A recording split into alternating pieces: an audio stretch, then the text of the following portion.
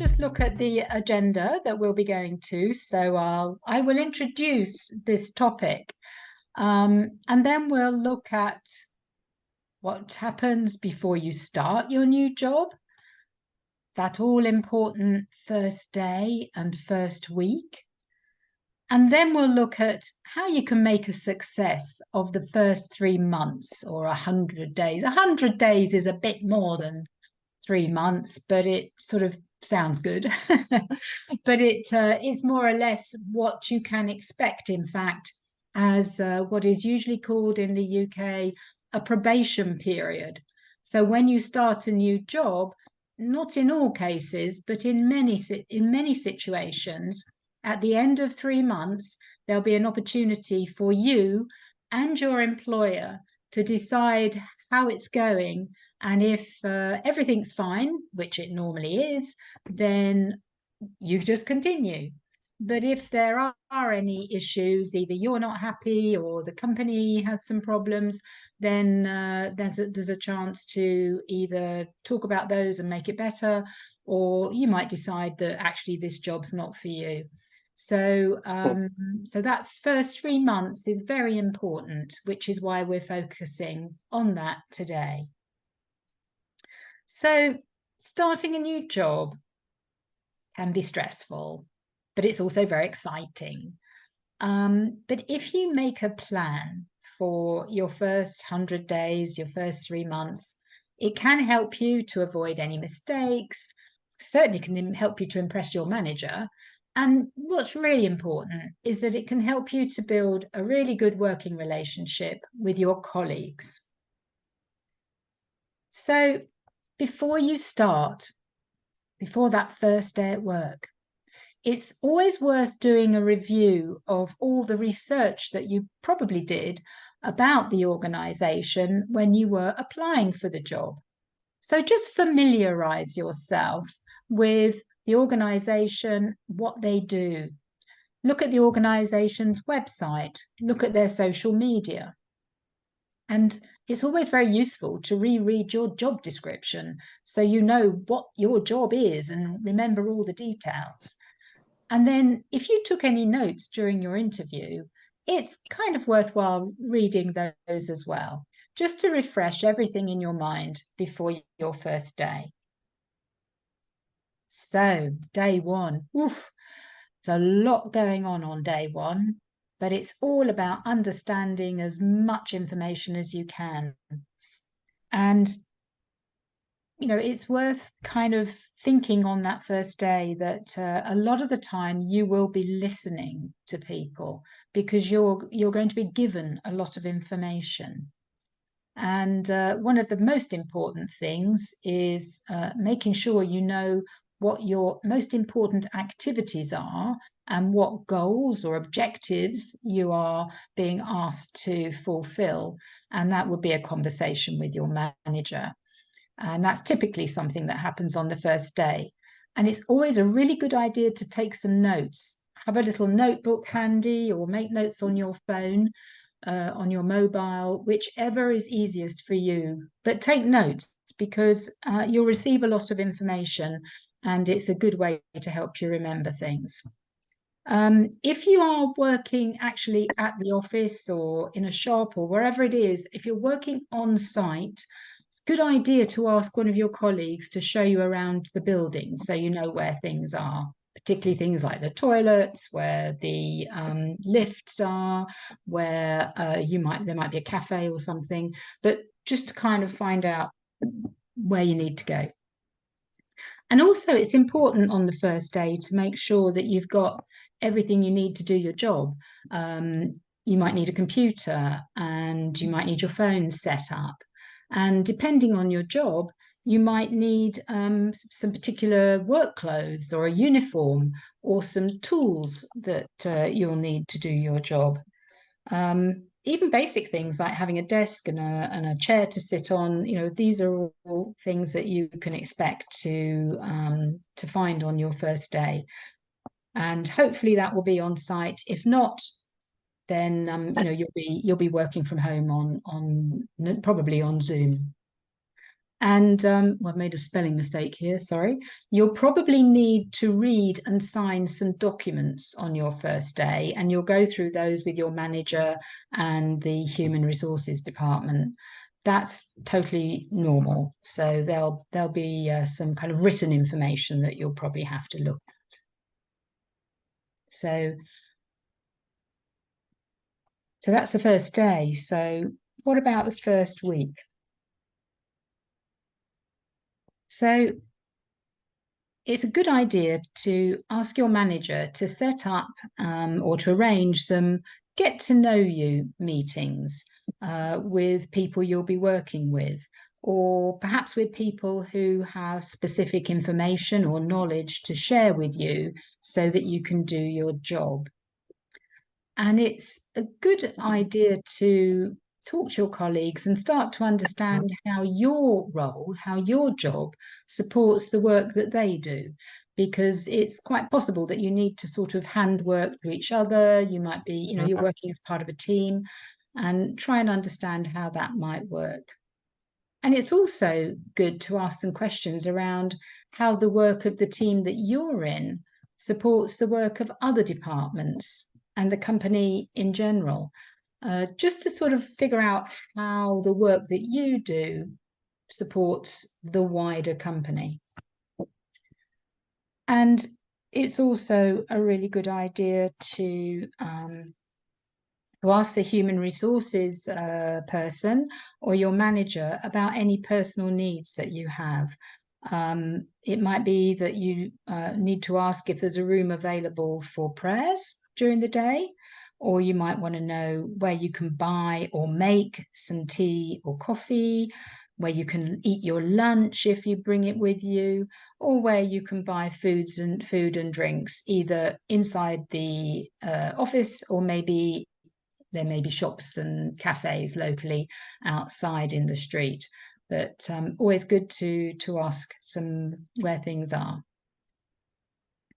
And absolutely keep taking notes because there's still a lot to take in.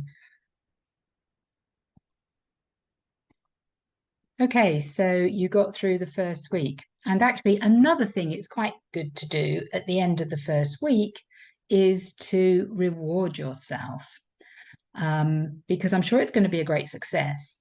And the weekend of your first week at work, take a bit of a break and maybe try and do something fun with your friends or family, or just relax, because it'll be quite a lot that you've taken in, and you'll need a bit of a rest.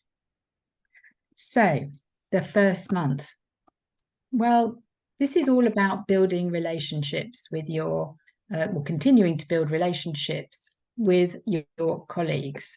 So look for ways to meet the different people you'll be working with as part of your job. And one thing's quite important is this is a chance to learn a bit about the culture of the organization, and also as well as getting to know your colleagues. Culture of an organization is the way people interact with each other, the way they could be the way they dress. Is it a very formal culture where people dress smartly, or is it very informal where people come to work in sort of jeans and a t-shirt? I mean, every organization is different. And it's always good to take time to ask your colleagues about their work. What are their priorities? What do they need help with? And in what ways can you support them in what they do? And just getting to know people, find out what motivates them, what they're interested in, what they enjoy doing. All of this will help you to get to know your new team and give you a better sense of the organization's culture. And it's also a really good idea to have a discussion with your manager about any rules or expectations that are not actually written down anywhere. A common phrase for this is, well, this is just the way we do things around here. So, what is that culture? How do people do things? How do they talk to each other? Again, is it very formal? Is it very informal? Try and find out. And building your relationship with your manager is key. So do ask them what you're expected to achieve and by when, so that you know what you need to focus on doing in your first days at work. And it's also important to understand what your manager's priorities are. What have they got that's sitting on their desk right now? What are they busy with? What's important to them? At the beginning, in your first month, you might not be able to really contribute to what they're doing that much, but it's always interesting and important to understand what your manager is doing. What are they trying to achieve? Because your job will help them achieve what they need to do. And again, as part of your building your relationship with your team, always look for ways that you can support or help your colleagues in return for them helping and supporting you, which I'm sure they will do. So, month 2. You're getting to know your way around now. So you've got a bit of you've already had a bit of experience in your new job, but you might feel that you need a bit of additional training. So if you do feel you need a bit of help, a bit more training in anything, make a note of it and ask your manager if that can be arranged. And again, keep offering to help colleagues, even if it's with something really, really small. Just if you're in an office or if you're actually on site, just making somebody a coffee is always a good thing to do. And another thing you might want to start asking about is see whether you might be able to have a mentor within the organization. A mentor is someone who's got a lot of experience and who can advise you about your work and about the organization. So, it's always very helpful to have somebody who's a real go-to person who can help you out when you're a bit stuck. Now, they might not necessarily know the details of your particular job, but they are somebody who can give you advice. And they don't have to be in your team. They might be somewhere else in the organization. But you can ask your manager or you can ask your colleagues if there's somebody who would be good for that role.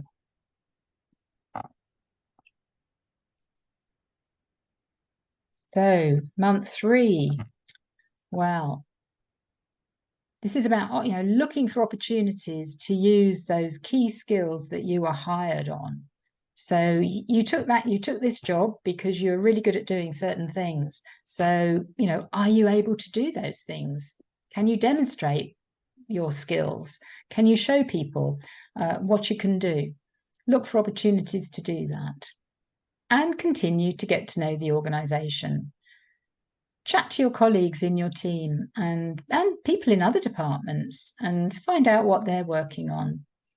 And if you've got a bit of spare time or at the weekend, read any company newsletters, any blogs they have, any websites, social media, annual reports, anything you can find, because the more you know about the organization, the better. It's going to be really helpful.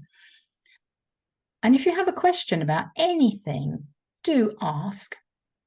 And, just think about who might be the best person able to answer a particular question. Might be a colleague, might be your manager, might be somebody in human resources, or it might be your mentor if you have one.